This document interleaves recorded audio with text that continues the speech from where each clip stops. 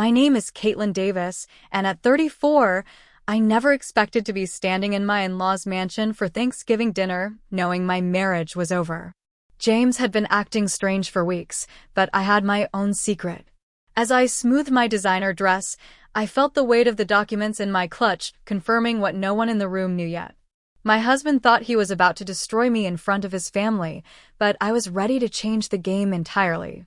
If you want to see how I turned the tables on the man who betrayed me, drop a comment letting me know where you are watching from, hit that like button, and subscribe to see more stories of women who refuse to be victims.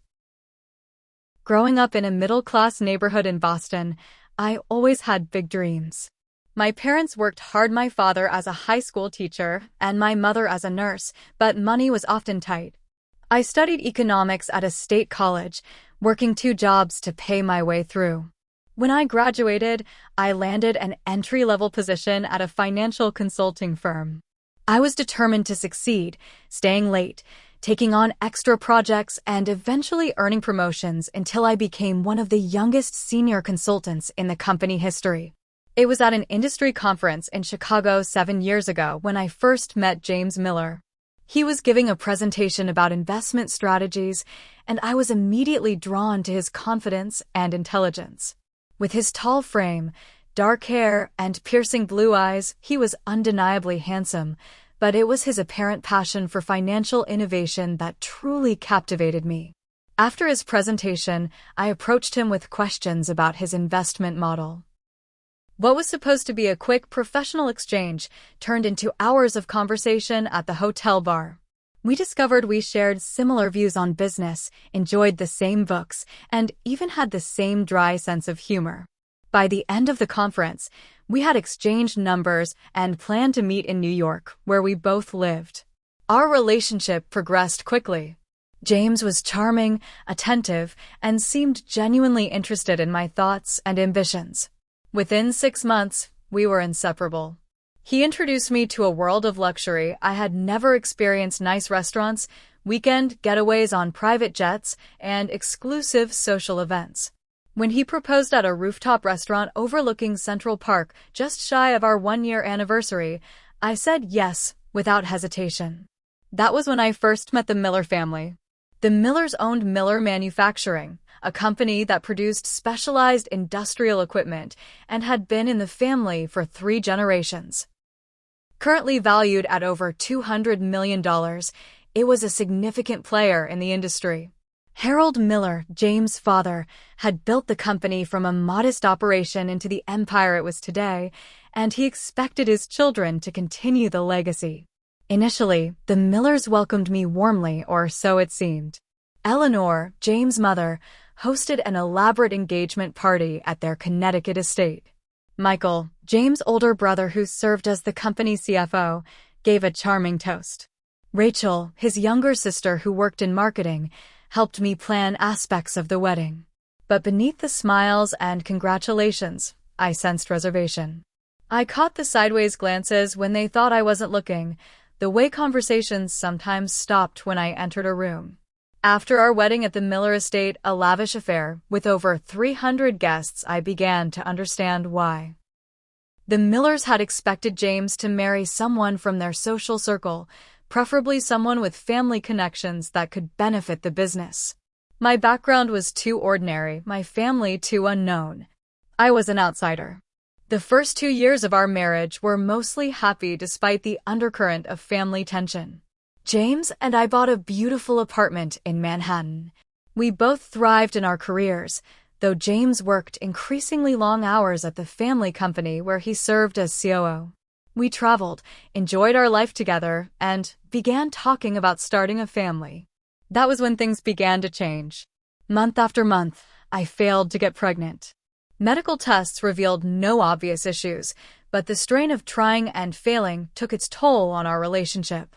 James became distant, often staying at work until late at night, sometimes not coming home at all, claiming he was sleeping at the office during intense project periods. By our 5th anniversary, I barely recognized my marriage. James and I were living separate lives. When we did spend time together, conversations were superficial or ended in arguments. I suggested counseling, but James dismissed the idea, blaming his stress on work pressure and family expectations. Then came the signs I couldn't ignore. Mysterious phone calls that ended abruptly when I walked into the room. Weekend business trips with vague itineraries. New cologne. Password-protected files on his laptop.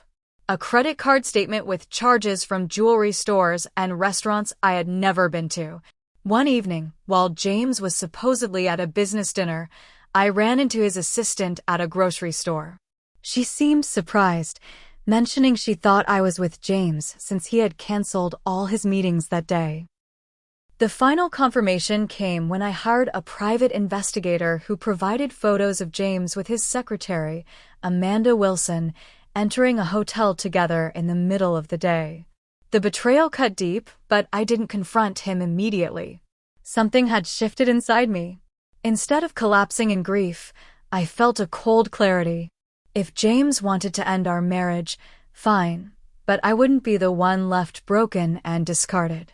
I began my own investigation, not just into his affair, but into Miller Manufacturing.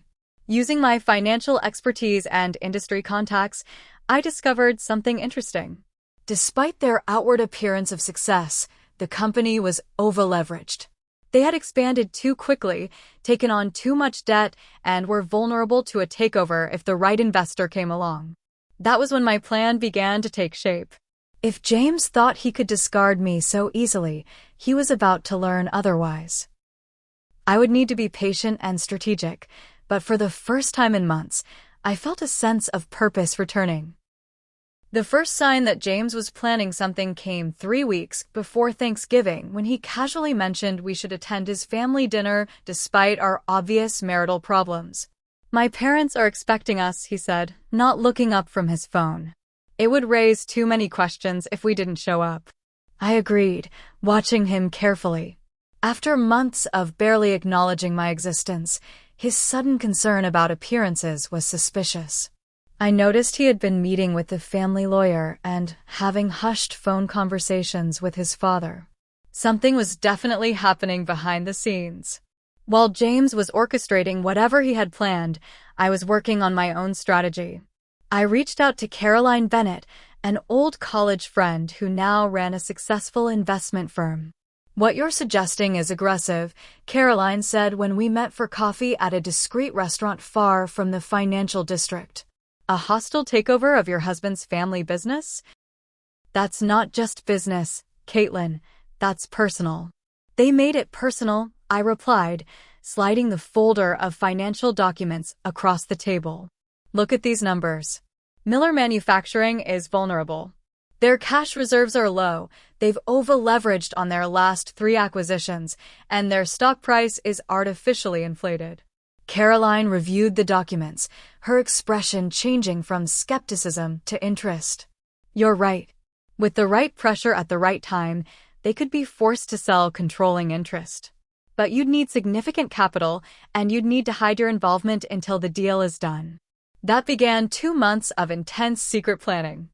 I liquidated my personal investment portfolio worth about $2 million. It wasn't enough, but Caroline helped me assemble a group of silent investors who were looking for exactly this kind of opportunity. We created a shell company, Davis Strategic Investments, with Caroline as the public face while I remained anonymous in all paperwork.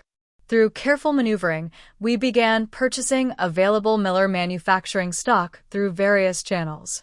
We also approached several of their creditors and bought their debt notes at a discount, positioning ourselves to call in those debts at a strategic moment. The complexity of the acquisition required absolute secrecy. I maintained my normal routine with James, acting increasingly defeated about our marriage so he wouldn't suspect my activities. When he didn't come home, I used the time to work on the takeover plans. When he was home, I pretended to be engrossed in streaming shows or sleeping in the guest room. 2 days before Thanksgiving, Caroline called me while I was getting my hair done at a salon. "It's happening," she said, her voice tense with excitement. "The board is panicking about the stock purchases. They don't know who's behind it, but they're calling an emergency meeting tomorrow. Will Harold be there?" I asked, referring to my father-in-law. Absolutely. Our sources say he's furious. They're trying to secure additional funding to block what they believe is a hostile takeover from Reynolds Industries. Reynolds was one of their main competitors, and we had deliberately leaked misinformation suggesting they were behind the stock purchases. Perfect, I said. How close are we? We control 49%. The final 2% is being purchased as we speak. By tomorrow morning, it will be done. You'll own controlling interest in Miller Manufacturing. I felt a strange calm wash over me. Send the final documents to my private email. I'll sign them tonight. That evening, James came home earlier than usual. He seemed almost cheerful, kissing me on the cheek, a gesture so foreign after months of distance that I nearly flinched. Looking forward to tomorrow, he said, loosening his tie. Mom always makes the best Thanksgiving dinner. Yes, she does, I replied, wondering if he could hear my heart pounding. I made a pumpkin pie to bring. Great, he said, not really listening. I'm going to shower. While he was in the bathroom, his phone lit up with a message. I normally wouldn't have looked, but it was from his father, and the preview was visible on the screen. Everything set for tomorrow. Lawyers confirmed prenup is solid. I returned to my laptop and opened the email from Caroline. Attached were the final documents confirming the purchase of controlling interest in Miller Manufacturing. As of 9 a.m. tomorrow morning, I would own 51% of my husband's family company. I signed the digital documents, sent them back, and closed my laptop. The morning of Thanksgiving, I awoke early and dressed with special care. I chose a burgundy dress that was both elegant and powerful, with a fitted jacket that gave it a business edge. I styled my hair in a sleek updo and applied my makeup carefully, wanting to look polished and confident for whatever was coming. James was unusually attentive as we drove to his parents' estate in Greenwich, asking about my work and commenting on how nice I looked. His forced conversation only confirmed my suspicions that something was planned for the dinner. As we pulled through the gates of the Miller estate, I received a text from Caroline. It's done. Congratulations on your new company. I took a deep breath as James parked the car. Whatever game the Millers thought they were playing, they were about to discover I had changed the rules entirely. The Miller estate was an imposing Georgian-style mansion set on 15 acres of manicured grounds. In the 7 years I'd been married to James, I'd never quite felt comfortable there, with its museum-quality antiques and formal gardens that seemed designed more for admiration than enjoyment. Eleanor Miller greeted us at the door wearing a designer dress and her trademark pearl necklace, her silver blonde hair perfectly coiffed. James, darling, she said, embracing her son before turning to me with a practiced smile that didn't reach her eyes. Kaitlyn, how lovely to see you. Her air kiss landed somewhere near my cheek as she led us into the grand foyer with its sweeping staircase and crystal chandelier. I noticed her giving James a significant look as we handed our coats to the housekeeper. Everyone's in the living room, she said. Father is particularly eager to see you, James. The living room was a showcase of old money, with oil paintings of Miller ancestors, leather-bound books nobody read, and furniture too delicate to be comfortable. Harold Miller stood by the marble fireplace, tumbler of scotch in hand, deep in conversation with Michael.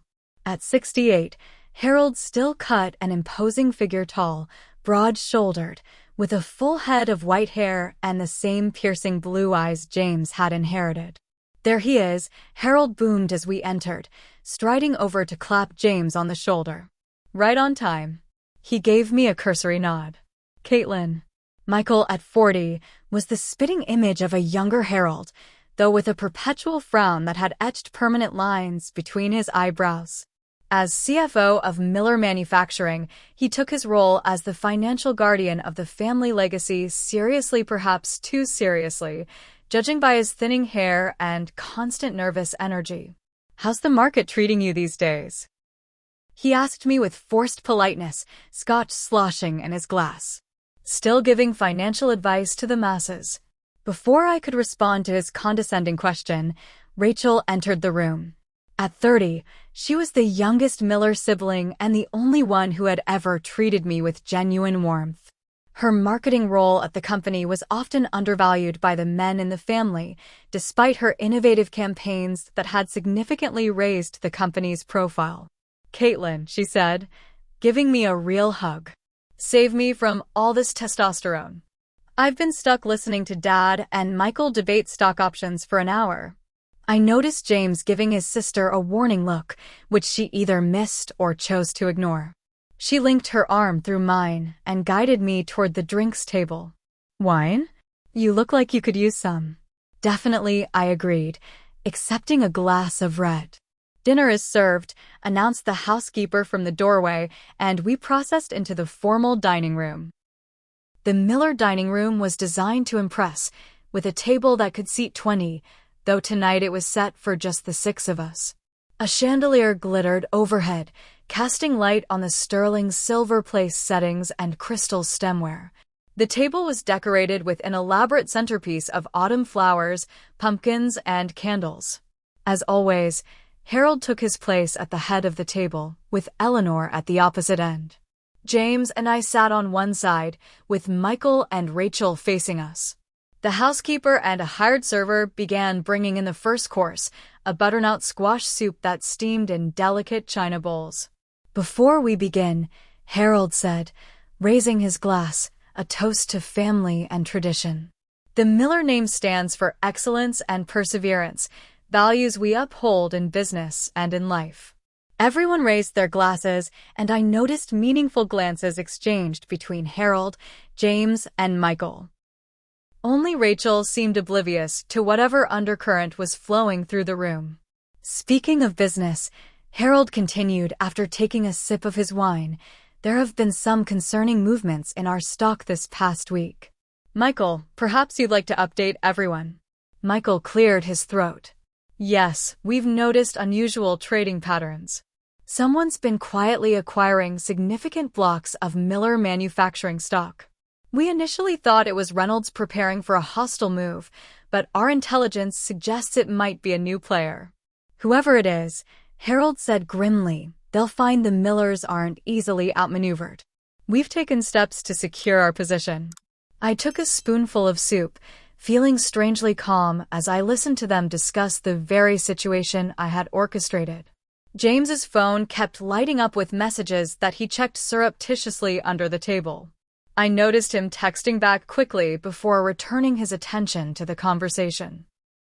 "James has been instrumental in preparing our countermeasures," Harold added with a proud glance at his son. "He's truly proven himself these past few weeks." Eleanor directed the conversation to safer topics as the main course arrived, a perfectly roasted turkey with all the traditional sides.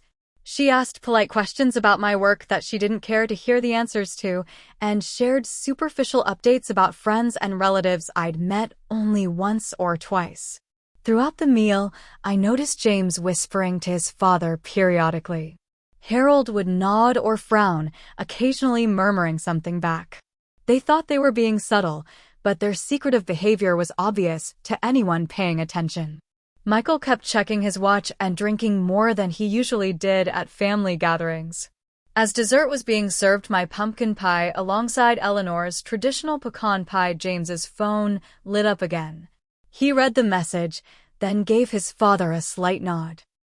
Harold responded with what appeared to be a signal to proceed. James pushed back his chair slightly and reached for his wine glass.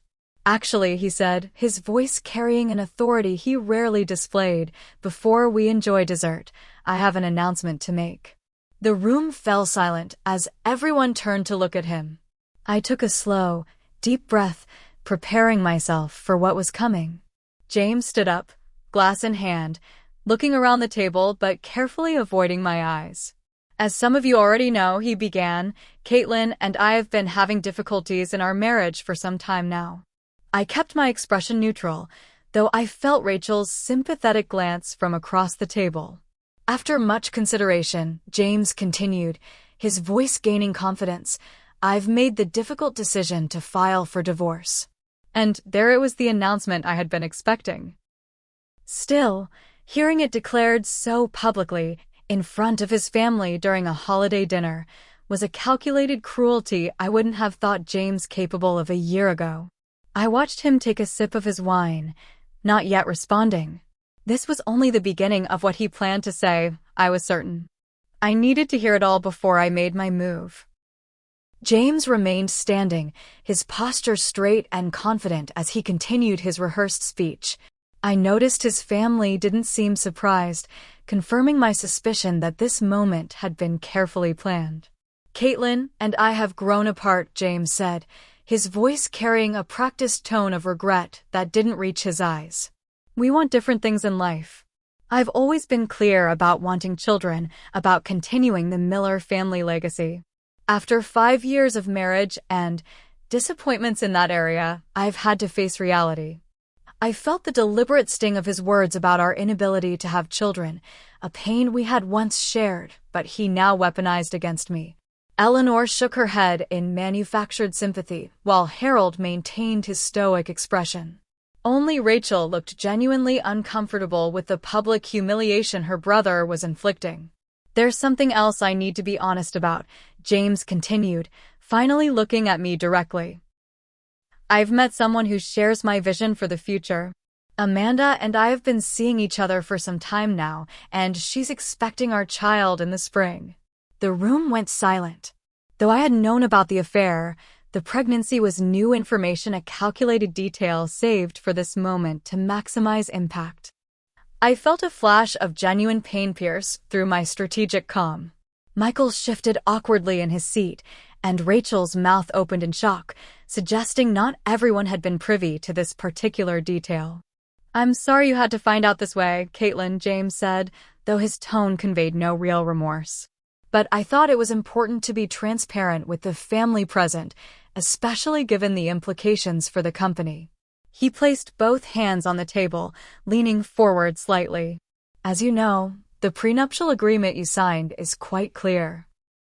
In the event of divorce, particularly one resulting from incompatibility rather than infidelity, your claim to any Miller assets or business interests is extremely limited. Harold cleared his throat.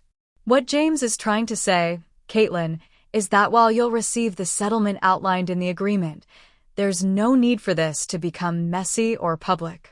Our family attorneys have prepared all the necessary paperwork. We've arranged for a generous package, James added. The Manhattan apartment, a cash settlement that will allow you to live comfortably. In return, we expect a clean, quick process with a comprehensive non-disclosure agreement. Eleanor finally spoke, her voice gentle but firm. We've always thought you were a sensible girl, Kaitlyn. I'm sure you understand that family matters should remain private, especially when they involve a company that employs hundreds of people. I looked around the table, taking in each face. Harold's authoritative confidence. Eleanor's condescending pity. Michael's awkward discomfort. Rachel's genuine distress. And James's expression a mixture of relief and triumph, believing he had orchestrated my neat, quiet disposal. I'm sure this comes as a shock, James continued, mistaking my silence for devastation. But I've arranged for you to stay at the plaza tonight. My attorney will contact yours tomorrow to begin proceedings. He reached into his jacket pocket and pulled out a keycard. I've already had some of your things sent over. The audacity was breathtaking. Not only had he planned to announce our divorce and his mistress's pregnancy at his family Thanksgiving dinner, but he had already packed my bags and removed me from our home. James thinks of everything, doesn't he? Michael said with an uncomfortable laugh, attempting to break the tension. Always the strategist, Harold agreed, pride evident in his voice.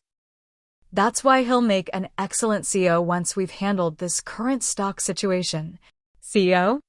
I finally spoke, my voice surprisingly steady. I thought Michael was next in line. An uncomfortable look passed between the brothers.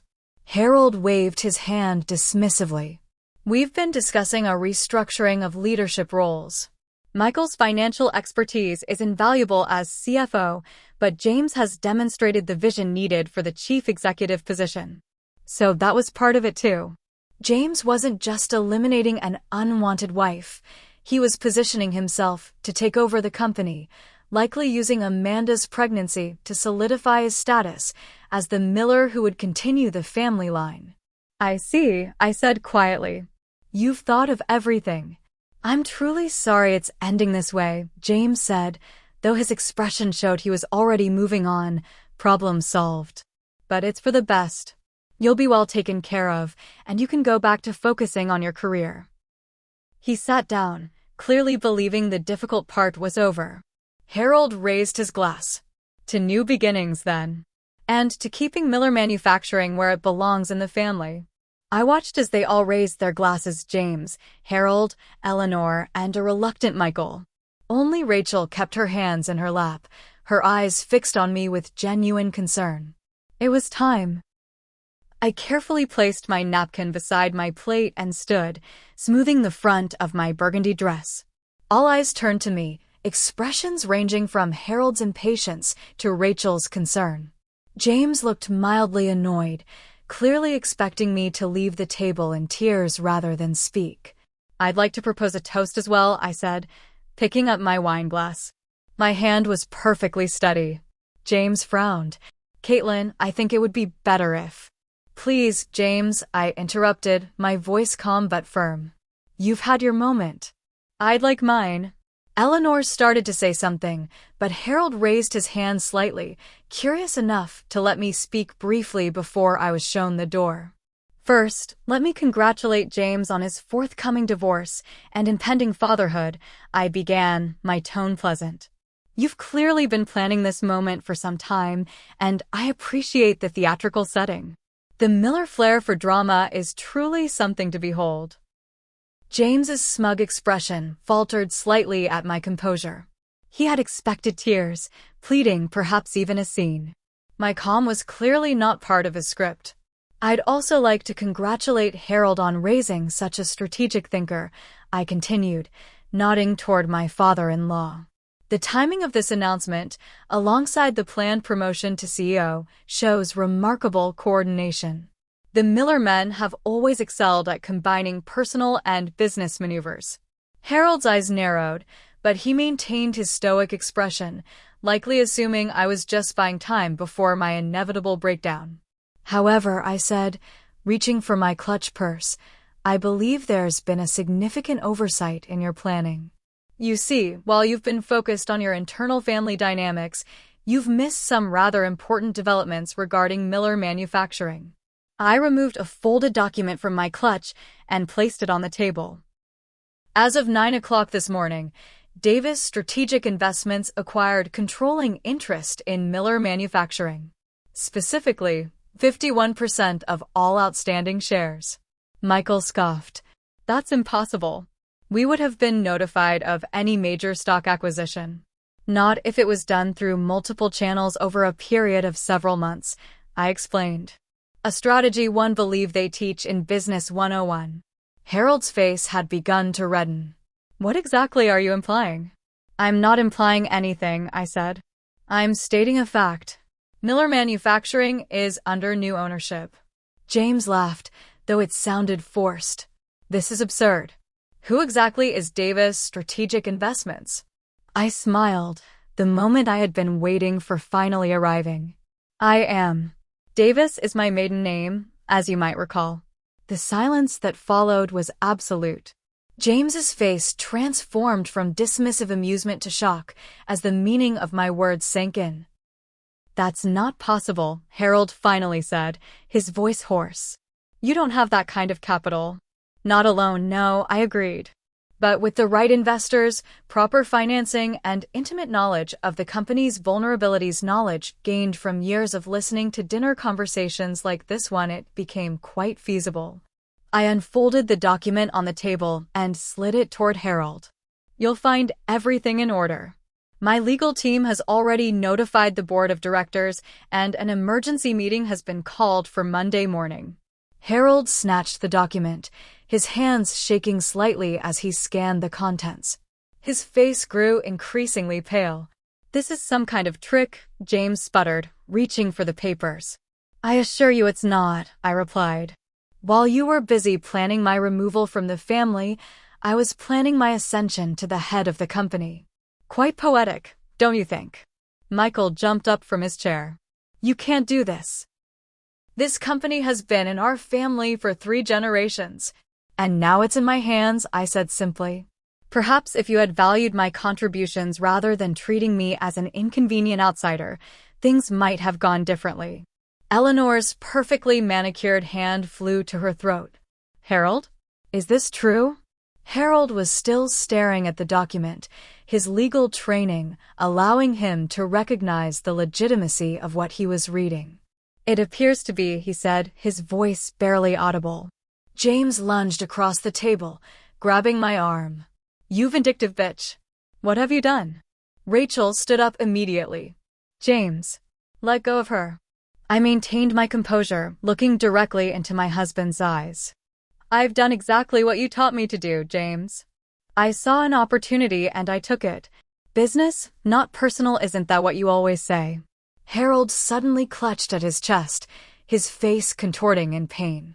Eleanor screamed, rushing to his side as he slumped in his chair. Dad!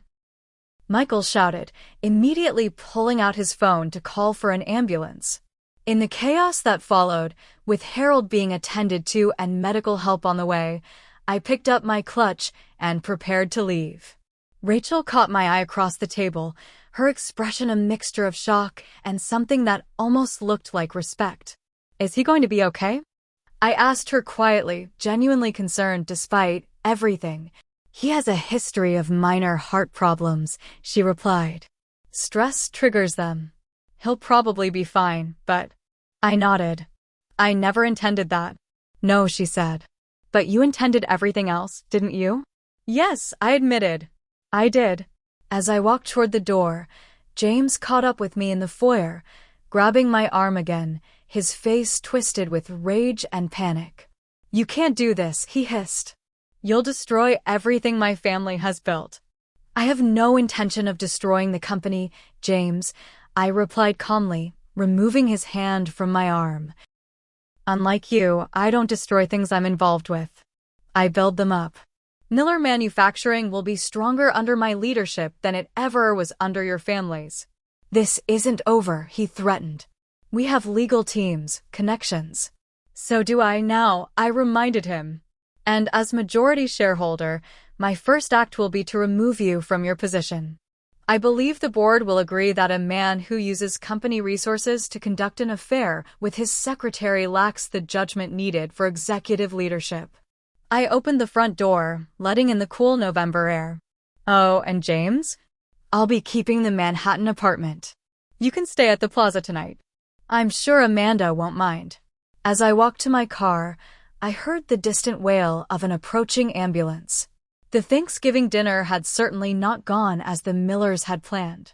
Neither had their carefully orchestrated corporate succession or my convenient disposal. Monday's board meeting would be interesting indeed. The ambulance departed with Harold, accompanied by Eleanor and Michael, leaving the Thanksgiving dinner in shambles. I drove myself back to Manhattan, feeling strangely hollow despite my victory.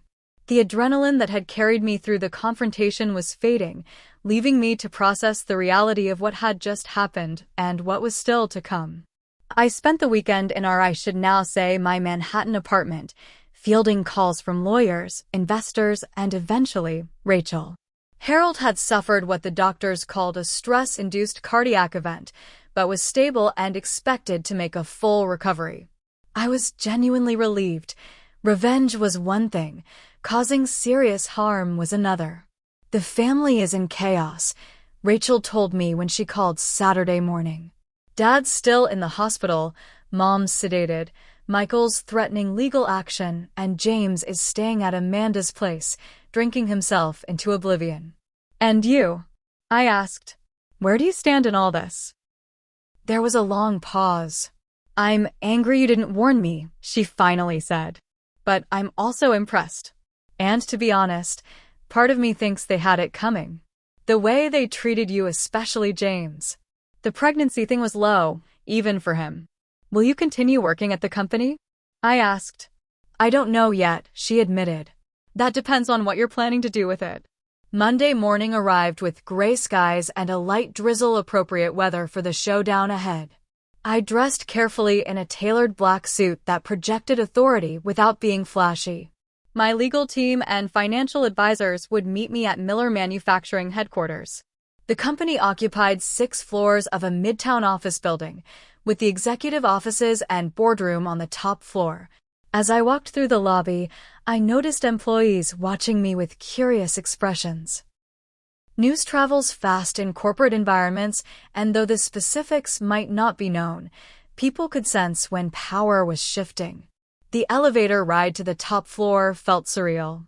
How many times had I visited James here, always as the COO's wife, never taken seriously as a business person in my own right. Today I was arriving as the controlling shareholder. The boardroom was already full when I arrived. The 12-person board of directors sat around the massive table, with Michael at one end, looking like he hadn't slept in days.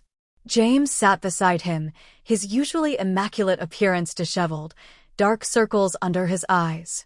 Harold's seat at the head of the table was conspicuously empty. Standing behind me were Caroline Bennett, now publicly revealed as my business partner, and Thomas Wright, my lead attorney.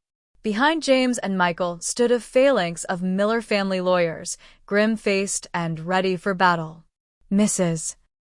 Miller greeted Walter Simmons, the most senior board member, a contemporary of Harold's who had served on the board for over 20 years. "This is highly irregular." "Indeed it is," I agreed, taking the seat at the head of the table that had always been Harold's. I could see the shock and outrage on several faces at this symbolic move, but necessary given the circumstances. Michael leaned forward. "Before we begin this farce, our legal team has prepared challenges to the stock acquisition. We believe there were irregularities that will invalidate the purchase." Thomas stepped forward, distributing documents to each board member. "You'll find that every acquisition was conducted legally and transparently. Multiple independent brokers, proper SEC filings, all documentation in order. Mrs. Miller and Davis Strategic Investments now control 51% of voting shares." The board members began reviewing the documents, several consulting with each other in hushed tones. James stared at me with naked hatred, while Michael conferred urgently with their attorneys. After several tense minutes, Walter Simmons cleared his throat.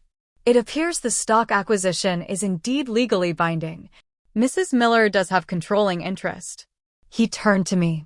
"What exactly are your intentions?" I placed my hands flat on the table. Miller Manufacturing is a company with a proud history and significant potential. However, it has been mismanaged in recent years, taking on excessive debt for acquisitions that have underperformed.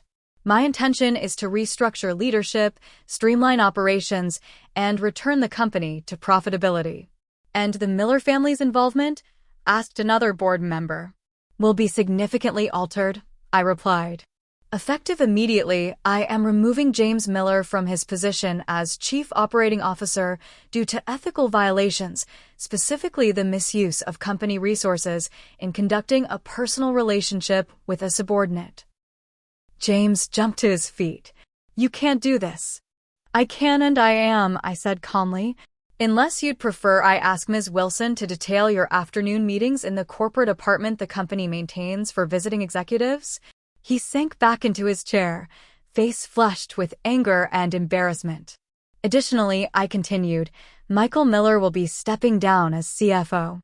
His financial strategies have left the company vulnerable to exactly the type of takeover that just occurred. This demonstrates a fundamental failure in his primary responsibility." Michael didn't protest verbally, but his expression promised this fight was far from over. "And Harold?" Walter asked. "Given his health concerns, I believe retirement is the appropriate next step," I said. "He will of course receive the full benefits package outlined in his contract and can maintain the title of Chairman Emeritus if he wishes." The meeting continued for 3 more hours as we discussed the restructuring plan I had developed with Caroline and our team. By the end, the board had reluctantly acknowledged my authority, though it was clear many hoped the Miller family would find a way to regain control. As the boardroom emptied, James approached me, his earlier rage now replaced with desperate negotiation. "Kaitlyn, we need to talk privately," he said, his voice low. "This has gone far enough. You've made your point. We can work something out that benefits us both." "Like the generous package you plan to offer me?" I asked. He had the grace to look embarrassed. "That was poorly handled. I admit it. But this vendetta won't make you happy. What do you really want?" I considered him for a moment, this man I had once loved enough to marry. "I want what I now have, James. Control of a company I can rebuild, and freedom from a marriage that was destroying me." "And us? What happens with the divorce?" "That proceeds as planned," I said, "though the terms will be somewhat different than you anticipated. My lawyers will be in touch with yours." In the weeks that followed, the corporate restructuring began in earnest. I appointed Caroline as the new CFO and brought in an experienced COO from outside the company. Harold, after recovering from his health scare, grudgingly accepted his emeritus position, recognizing that fighting would only damage the company further and potentially expose financial maneuvers that might not withstand regulatory scrutiny. James and Amanda's relationship crumbled under the strain of his reduced circumstances and tarnished reputation. The pregnancy, it turned out, was not as certain as James had claimed at Thanksgiving. By Christmas, they were no longer together, and James had taken a position with a smaller competitor, though at a significantly lower level than he was accustomed to. Michael eventually found a position with an investment firm, his resentment evident in the occasional barbed comment to industry contacts. Eleanor retreated to their Connecticut estate, rarely venturing into the city or company social events. The most surprising development came from Rachel. After several long conversations, she agreed to stay with the company, accepting a promotion to Chief Marketing Officer. Her creative approach and genuine talent had been undervalued by her father and brothers, but I recognized her potential. "They never took me seriously," she confided during a late-night strategy session. "Always the little sister, the one with the soft job in marketing. Never mind that my campaigns brought in millions in new business." "Their loss, our gain," I replied. And speaking of gains, the fourth quarter numbers are showing improvement already. It wasn't easy rebuilding a company while simultaneously negotiating a divorce, but I found a strange sense of purpose in the challenge. The divorce was finalized in record time, with James eager to put the humiliation behind him. I retained the Manhattan apartment, a fair financial settlement, and of course, my controlling interest in Miller Manufacturing. The media coverage was initially intense, with business publications running features with headlines like "The Hostile Takeover That Started at Home" and "Miller Manufacturing's New Boss, the daughter-in-law who took control." I declined all interview requests, letting the company's improving performance speak for itself. By the 6-month mark, Miller Manufacturing's stock had stabilized and begun to climb again. The debt restructuring plan was working, and the new product lines developed under Rachel's guidance were receiving positive industry attention. We weren't out of the woods yet, but the path forward was becoming clearer. Harold called me directly for the first time since Thanksgiving, his voice gruff but controlled. "The Q2 numbers are better than expected," he said without preamble. "Yes, they are," I agreed, waiting for him to continue. There was a long pause. "The changes to the Westfield contract were effective." I wouldn't have approached it that way, but the results speak for themselves. Coming from Harold Miller, this was practically effusive praise. "Thank you," I said simply. Another pause. "That's all I called to say," he finished awkwardly. "I appreciate the call, Harold," I replied. "How's your health?" "Better," he admitted. "Doctor says my numbers are good. Eleanor wants to spend the summer in Europe." "That sounds like a good idea," I said. "Distance can provide perspective." "Yes, well," he cleared his throat. "Goodbye, Kaitlyn." It wasn't reconciliation, not by a long shot, but it was acknowledgement. Sometimes in business, as in life, that's all you can expect from certain quarters. As I hung up the phone and turned back to the quarterly reports on my desk, now the CEO's desk, I realized I had achieved something I never set out to accomplish when I married James Miller. I had taken control of my own story. 6 months turned into a year, and Miller Manufacturing continued its transformation under my leadership. The company that had once been on the verge of financial vulnerability was now streamlined, profitable, and expanding into new markets. The debt that had made it susceptible to takeover had been restructured on more favorable terms, and our stock price had increased by 28%. The boardroom that had once been filled with tension and resistance now operated with professional efficiency. Several of Harold's old guard had retired or resigned, replaced by experienced executives who were selected for their expertise rather than their connections. The corporate culture was changing too, becoming more innovative and less hierarchical. One of my most satisfying achievements was the employee ownership program I had implemented. 10% of the company's shares were now allocated to an employee stock ownership plan, giving the people who actually did the daily work of making Miller Manufacturing successful a stake in its future. It wasn't just good ethics, it was good business. Employee engagement scores had never been higher. The divorce between James and me had been finalized quickly, as neither of us had any interest in prolonging the connection. The terms were far more favorable than the generous package he had initially planned to offer me. Of course, that negotiation was significantly influenced by my position as his former employer and majority shareholder of his family company. James had not fared well in the aftermath. His position at the competitor company lasted only 4 months before his erratic behavior and drinking led to his dismissal. Industry contacts reported seeing him at bars during business hours, bitter and loose-lipped about his ex-wife who had stolen everything. His affair with Amanda had ended shortly after Thanksgiving when the uncertain pregnancy turned out to be a false alarm. Last I heard, he was living in a downtown apartment, existing on family money while half-heartedly attempting to launch a consulting business. My relationship with the Miller family remained complicated.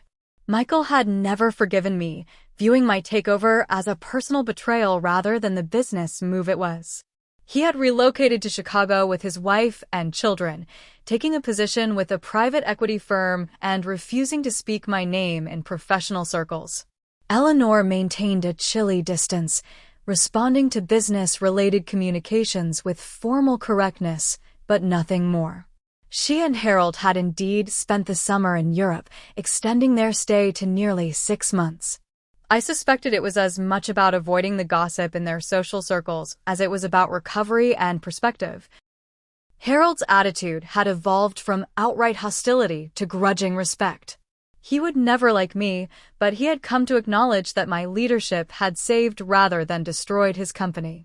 During a shareholder meeting 3 months ago, he had actually supported one of my proposed initiatives, a moment that caused visible shock among the board members who remembered the acrimony of the transition. The most surprising relationship to emerge from the wreckage of my marriage was my friendship with Rachel. After her promotion to Chief Marketing Officer, we had worked closely together, finding that our styles complemented each other well. Her creativity balanced my analytical approach, and together we had developed campaigns that significantly increased market share in key demographics. Dad actually called me to ask if the rumors about our Asia-Pacific expansion were true, Rachel told me during one of our regular lunch meetings. I told him he should attend the next board meeting if he wants to stay informed. Did he take the bait? I asked, stirring my iced tea. She smiled. He'll be there. Says he's just curious, but I think he's impressed with the quarterly numbers. He always respects results, even when he can't stand the person delivering them. That's something, at least, I acknowledged. How's he doing otherwise? Better, she said. The heart issues are under control, and getting away from day-to-day operations has actually been good for him. He and Mom are talking about buying a place in Florida for the winters. I nodded, genuinely glad to hear it. And you? Any regrets about staying with the company? Rachel considered the question, twisting her water glass thoughtfully. None. For the first time, I feel like my work is valued. I'm not just Harold's daughter or James and Michael's little sister. I'm Rachel Miller, CMO, and my campaigns are winning industry awards. As they should, I agreed. The European rollout was brilliant. Her expression grew more serious. Can I ask you something personal? Of course. Are you happy, Kaitlyn? You've accomplished everything you set out to do professionally, but I considered the question honestly. I'm satisfied with what I've built here. Happy? I'm getting there. The divorce was necessary but still painful. Untangling yourself from someone you once loved always is, even when they've betrayed you. And personally, are you seeing anyone? She asked. I smiled slightly. Actually, yes. Nothing serious yet, but promising. I had met David Harrington at a financial conference 3 months ago. He was a professor of economics at Columbia who consulted for several Fortune 500 companies. Unlike James, he was neither intimidated by my success nor attempting to use it for his own advancement. Our third date was scheduled for tomorrow night. That's great, Rachel said, looking genuinely pleased. You deserve someone who appreciates you. We all do, I replied. Back at the office, I reviewed the latest reports from our research and development team. The new product line was testing well with focus groups, and the projected launch date was on schedule. I made several notes for the project manager before turning my attention to the quarterly presentation I was preparing for the board. My assistant knocked lightly on the door. Ms. Davis? The potential investors from Singapore are here for their tour. I had begun using my maiden name professionally again, a small but significant reclaiming of identity. Thank you, Jessica. I'll be right out. Before leaving my office, I glanced at the framed mission statement I had installed on the wall when I took over as CEO. It read, Miller Manufacturing, building on tradition while embracing innovation. It acknowledged the company's history while making it clear that we were moving in a new direction. The journey from betrayed wife to corporate leader had been neither planned nor easy. There had been moments of doubt, nights spent questioning my decisions, and the inevitable loneliness that comes with taking a stand. But as I prepared to meet the investors who might help fund our next expansion, I felt a deep sense of accomplishment. I had transformed a personal betrayal into professional triumph, not out of mere vengeance, but because I recognized an opportunity and had the courage to seize it. The company was stronger for it, the employees more engaged, and I had discovered capabilities within myself I might never have found otherwise. As I closed my office door behind me, I couldn't help but think about that Thanksgiving dinner a year ago, when James had thought he was ending our story on his terms. Instead, he had merely set in motion the beginning of a new chapter, one that I was writing for myself. Life sometimes delivers its hardest blows and greatest opportunities in the same moment. The difference lies in how we respond. When faced with betrayal, we can either collapse or transform. I chose transformation, and that has made all the difference. Have you ever had a moment when someone underestimated you and lived to regret it? I'd love to hear your stories in the comments below. And if this tale of turning the tables on those who thought they had the upper hand resonated with you, please like, subscribe, and share with someone who needs a reminder that sometimes the best revenge isn't just success, it's taking control of your own narrative. Thank you for listening to my story, and remember that even in your darkest moments, you may be just one decision away from reclaiming your power.